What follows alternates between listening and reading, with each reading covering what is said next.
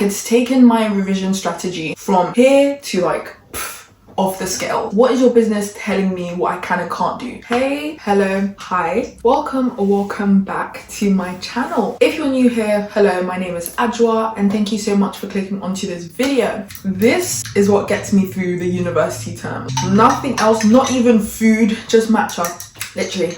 I know that soon some people have got like GCSEs and A-levels, and I just want to say before we even get into the video, I am so proud of all of you. 2 years literally studying for final exams is not easy, so big up you, like be proud of the work you've put in so far. I have got 3 general tips that I believe help students study and achieve high grades, and they're really based on the idea of studying smarter and not harder. Okay, so when it comes to the first tip, right, let me just ask one question. How are you studying? When you've got a test, when you've got an exam, when you've got, I don't know, a lab's scary. You kind of want to break down the ways in which you study, and you want to really question yourself as to if they're effective or not in allowing you to really absorb the information and store them. If you feel like, you're not too sure whether you study effectively, let me help you out. I got you. I got you. The main thing you want to be practicing whenever you revise are 2 things, and they have been mentioned over and over again. This is spaced repetition and active recall. What exactly is this thing that everyone mentions? Right, so I'm gonna start off with active recall. Okay, let me just give you a brief example. For some people, when they say they're studying, they would, I don't know, grab their revision materials, either the textbook or the notes they've gotten from class or from lectures, whatever, and they say, okay, we're gonna read through the slides, we're gonna read through the notes, we're gonna read through the textbook, and that way we're gaining the information. Now,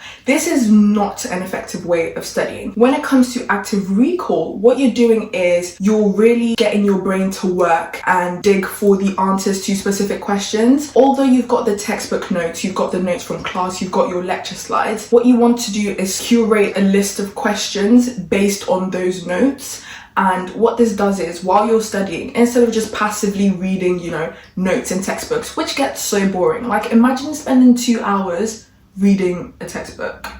First of all, the topic they're probably even going to assess you on is boring in the first place. Why not just jazz it up a bit? Why not spice it up? Create your own questions, and this way you're actively using your brain to find the answers, and you're training your brain to remember that information. The general way, to understand what active recall is that active recall, requires you to sort of put in a lot more effort into trying to remember something that you've already studied. So with me, the way I put active recall into practice is I make flashcards on my iPad or whatever. So one side has got a question and then I put the answer on the other side. This is not the only way you can create active recall questions. You can just write, I know some people use Notion to write down, a couple of questions, and then they can sort of like click a toggle button which opens up the answer or the description. Once you do this, you're actively asking yourself, okay, for example, which molecule is necessary for the T-cell receptor to recognize its antigen? Maybe I get it right, maybe I get it wrong. If I do, great. If I don't, then I know I need to practice that specific question more. You're essentially giving yourself your own kind of test. If I was the one creating the questions for this test, what kind of questions would I create based on the, the notes that we have, based on the textbook we've been given? So it's really a great way to sort of get you thinking on how exactly you can be examined and how well you could possibly do, because you're practicing those questions for yourself. So, hey, if you're not doing active recall, get on it now. Like, actually, do it. The way the brain works is the more you sort of like practice something, the more those memories stay in your brain. So by you actively trying to draw out that information from your brain is then going to remember, okay, we actually need this information. We need to store it. We need to remember what this thing is. Then your brain is going to form, strong connections based on that information. Actually, for a module I was doing, we just, learned that the more specific synapses fire, the more likely they are to fire again. Like, it's taken my revision strategy from here to like off the scale, okay? Period. But if you pair that with spaced repetition, yeah, you're doing now we're getting somewhere. Now we're talking about the real deal, okay? Doing the active recall is great. Now you've got down how exactly you want to study effectively. You've created your questions, you're practicing them, but it's a question of when are you practicing them. So for example, if I was studying for, I don't know, a test, an exam, whatever, in a week's time, let's say on Monday, I decide to study a specific topic, let's say humoral immunity, and I am decent with that topic, you know, I get all the answers correct, that's wonderful, that's great. I can sort of say, okay, I'll practice that in a couple of days. Whereas on that same Monday, you study another topic. Let's say mucosal immunity. That didn't go so well, you know, the answers, you were kind of struggling to get them out, but that's okay, because now you know that that's not your strong point. You're going to practice that maybe 2 days after. So you're going to repeat that revision a bit more often. So you're trying to train your brain to remember the information. These are actually evidence-based methods of studying that have been proven to work. So take comfort in knowing that it's actually been proven and it actually works. And I can vouch for this as well. I've been using it for a couple of years now. I used it for GCSEs, I used it for A-levels, I'm using it now at university, and listen, it's been working good. In fact, it's been working great. So please, please, please, there's a reason why a lot of people speak about it. Okay, so tip number 2 now. This is be intentional and realistic about your study goals. In order to be intentional with your studying, you personally know which topics are easier for you and which are not. So it's all nice and dandy when we're getting answers correct. Like, no one wants to be practicing a topic they find really difficult, but then you know you're going to be tested on it, so you kind of have to anyway. Although you know you're stronger in one particular subject, in one particular topic, there's also work to be done with those that you're not, and you could become as stronger in those topics, in those subjects, as you are in the others. So with this intentionality, you kind of want to assign more time to those topics, because then you can practice them more and really see why you're not understanding it as well.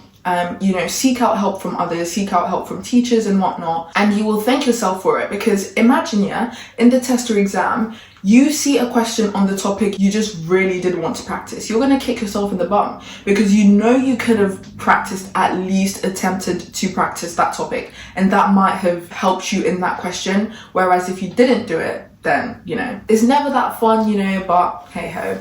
It's got to happen, isn't it? Okay, and then the other bit is to be realistic with your study goals. So you know how much studying or learning you can do before your productivity levels start to drop. So you kind of know how much time you need to allocate to studying, and actually getting the study techniques down is all great, but you want to do them when you're being most productive, because then you're actually getting your time's worth. You're not wasting time doing things which on the surface are productive, but you're not being productive in doing them. So what's the point? What we then have to look at is, for example, timetables, you know, where we study, study locations, and you want to set yourself realistic goals that you know you can achieve. For example, if I've got an exam in a week, I'm not going to try and stuff in heaps of work to do, because I know for a fact the likelihood of me getting them done is, you know, very low. So you sort of want to set yourself goals that you know you can really accomplish, and this is also great for boosting your motivation. Now let's move on to tip number 3. This is very simple, and it is rest. Literally as simple as that. This is, for me, the most important. Let me tell you one thing. Me and sleep, me and rest, wow, we go together like bread and butter. If you don't like bread and butter, in as much as your goal is to study smarter, achieve your academic goals, your target grades and whatnot, you want to be able to do this with a healthy mind and a healthy body. So it's important to really prioritize, you know, rest, and prioritize mental wellness, physical wellness, all of that. Basically, the fact that I know that once I get my work done, I'm going to rest, it literally stimulates the reward center in my brain. It's like, oh, we're going to be able to sleep, we're going to be able to rest, we're going to be able to watch that Netflix show. Yeah, that's a good enough reward. Let's get the work done, then we can do that. Of course, it's not my sole motivation, I'm just exaggerating a bit, but it is quite a good one still. I say all of this to say, you know, some days might not go as planned, but that's okay. Like, not every day is going to go perfectly. I feel like I just tell myself this all the time, like, this didn't go well, oh, that's fine. That is life. Like, I'm always learning. I'm not going to be productive every day. It's a learning curve. Like, everything is a learning curve. Apart from some people that are perfect and everything, like, good on you. I am definitely not. Like, I'm nowhere near that. And I feel like I actually appreciate that. So, to summarize, this is like an essay. To conclude, to summarize, to put all of them together, if you stay consistent with these 3 tips, using this as the basis to, sort of like build upon, you will definitely see your potential come through, shine, all of the above. It can seem difficult at times, but truly believe in yourself and give yourself the grace to know that you're trying to improve, to know that you're learning. Like, as I've said, everything is a learning curve. Just try to stay as consistent as possible, and you will definitely get there. I believe in you. Listen, you've got this, okay? And of course, block out all the negative opinions, all the negative energy, people telling you that you can't do this, you can't do that, you're not good enough, you're not smart enough. Like, no. What is your business? What is your business telling me what I can and can't do? I really hope this was helpful. I'm sending you all the love and well wishes. That is pretty much it from me. I hope you enjoyed this video. If you did, please give it a like. Also, subscribe to my channel to see more videos from me. Let me know if you want to see more videos based on this type of content, because I really do enjoy, sharing my opinions and my advice on study techniques and productivity and things that work for me. So if you would really like to see more of that, please let me know. And yeah, have a great rest of your day. Bye.